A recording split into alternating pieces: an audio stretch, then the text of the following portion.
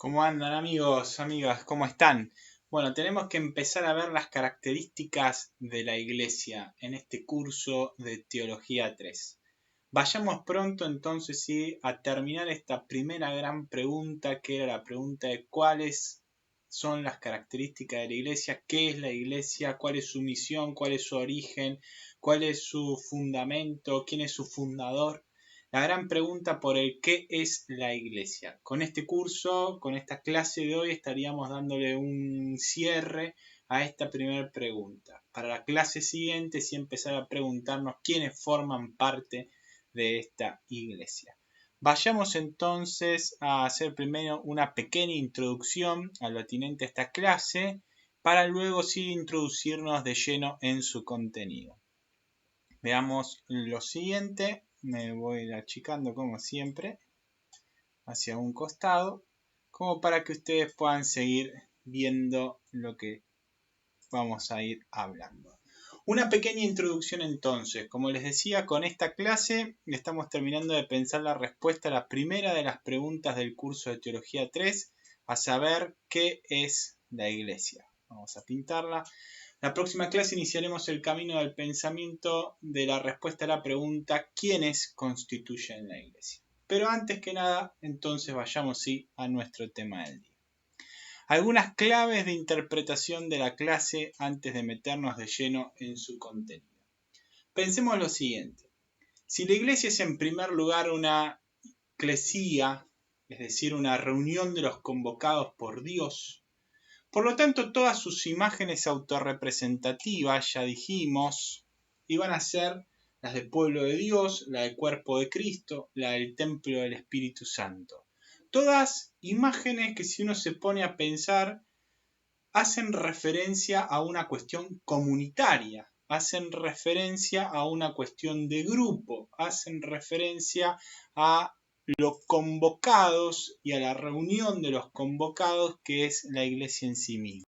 Por lo tanto, vuelvo a insistir, para poder interpretar las características de la iglesia no hay que considerarla como una institución, sino en principio como una comunidad, como una reunión de convocados por el mismo Dios. Algunas derivaciones que vamos a tener que tener en cuenta a la hora de pensar las características de la iglesia, que se desligan o que mejor dicho se desvelan porque la iglesia justamente es una reunión de convocados, son personas, responde a la pregunta de quién es la iglesia más que a la pregunta de qué es la iglesia, ¿sí? Algunas cuestiones básicas a tener en cuenta para lo que vendrá en el contenido posterior que estaremos analizando. Primer cuestión básica, todas las características que veremos de la iglesia no serán más que modos de estar siendo de la iglesia en el universo. En otras palabras, uno podría decir que no son más que formas en que esta comunidad es en el universo. Las características de lo uno, de lo santo, de lo católico y de lo apostólico de la iglesia son modos de ser o modos de estar siendo de la iglesia en el universo. Son modos en cómo se manifiesta esta comunidad, modos de ser comunitarios, podríamos llamarlo de alguna. Cómo este grupo se comporta en el mundo, en el universo. ¿Ok? Más que de hablar de las características de una institución, son las características de una comunidad y como comunidad, como grupo de personas, tiene un modo de estar siendo en el mundo. Si bien no vamos a ingresar en detalle, por el carácter introductorio de este curso, a las cuestiones eclesiológicas, hay que tener en cuenta que estas cuatro características, estos cuatro modos de estar siendo de la iglesia en el universo, necesariamente están interconectados. Hay que entenderlos bajo el paradigma, como decimos acá, de la interdependencia. Piensen en lo siguiente. De la misma forma que una muestra de Rafael o de Picasso, estos grandes pintores de la historia, de alguna manera nos mostrarán cuadros que, a pesar de su diferencia histórico-temporal en el momento en que fueron pintados, habrá ciertos rasgos que van a ser característicos de cada una de esas obras que nos permitirá distinguirlas como un Rafaelo o nos permitirá distinguirlas como un Picasso. Igualmente sucede con la Iglesia, que es una obra de Dios. Estas características que nosotros vemos o estos modos de ser o de estar siendo de esta comunidad que es la Iglesia, a su vez también son modos de ser de este Dios. Las podemos encontrar a Dios. En otras palabras, la Iglesia va a ser una porque Dios es uno y trino. La Iglesia va a ser apostólica, es decir, enviada porque el Padre envió al Hijo. La Iglesia va a ser santa porque santo es Dios, su creador, su fundador.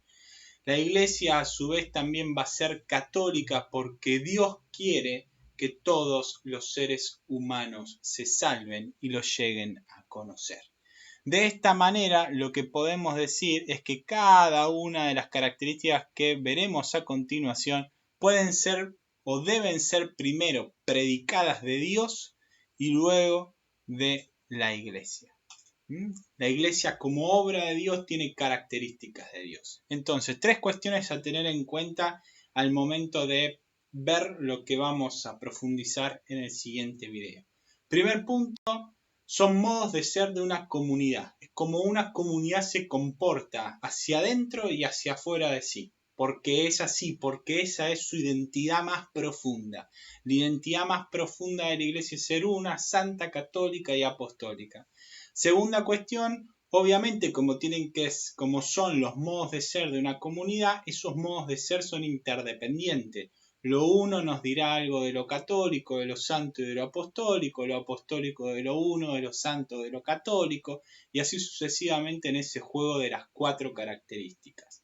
Por último, recuerden esto, cada una de estas características pueden ser predicadas de la Iglesia, aunque en cierta manera de forma distinta, porque Dios es así. Dios es uno, Dios es santo, Dios quiere que todos los hombres se salven, es universal, es para todos y a su vez también es apostólico en el sentido de que envió a su Hijo al mundo a traer su mensaje de forma plena.